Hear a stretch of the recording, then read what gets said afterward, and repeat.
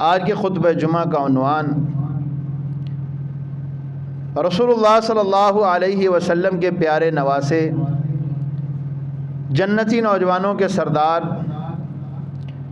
حضرت حسن اور حسین رضی اللہ تعالی عنہما کی سیرت، آپ کی شان،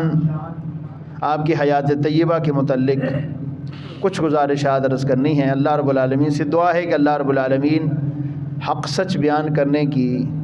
اور ہمارے نوجوانوں کو اسی کے مطابق زندگی بسر کرنے کی توفیق دے۔ آج 8 محرم الحرام ہے۔ رسول اللہ صلی اللہ علیہ وسلم جس طرح کائنات میں سب نبیوں سے اعلیٰ ہیں، اسی طرح آپ صلی اللہ علیہ وسلم فرماتے ہیں کہ اللہ رب العالمین نے، ایک لمبی حدیث ہے، آپ صلی اللہ علیہ وسلم نے فرمایا اللہ تعالیٰ نے تمام مخلوقات میں سے انسان کو اشرف المخلوقات بنایا، پھر اشرف المخلوقات میں سے اللہ رب العالمین نے میرے خاندان کو چنا۔ انسانوں میں سے اللہ تعالیٰ فرماتے ہیں کہ میرے خاندان کو اللہ تعالیٰ نے چنا، اور پھر اللہ رب العالمین نے مجھے چنا، اور فرمایا اسی طرح آگے اللہ رب العالمین نے میرے خاندان والوں کو چنا، میرے اہل بیت کو چنا۔ تو جس طرح رسول اللہ صلی اللہ علیہ وسلم کا تمام نبیوں میں مقام اور مرتبہ افضل ہے، اسی طرح آپ صلی اللہ علیہ وسلم کے اہل بیت کا مقام اور مرتبہ بھی تمام گھر والوں میں، تمام خاندانوں میں افضل ہے۔ نبی کریم صلی اللہ علیہ وسلم کے گھر والے یعنی آپ صلی اللہ علیہ وسلم کے اہل بیت کہ جن کے متعلق اللہ رب العالمین نے ارشاد فرماتے ہیں انما یرید اللہ لیذھب عنکم الرجس اہل البیت،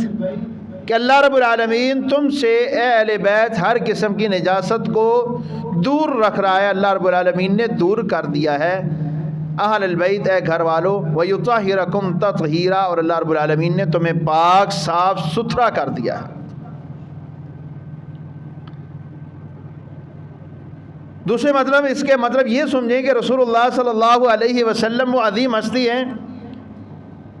کہ دنیا کی گندی مکھی رسول اللہ صلی اللہ علیہ وسلم کے جسم پہ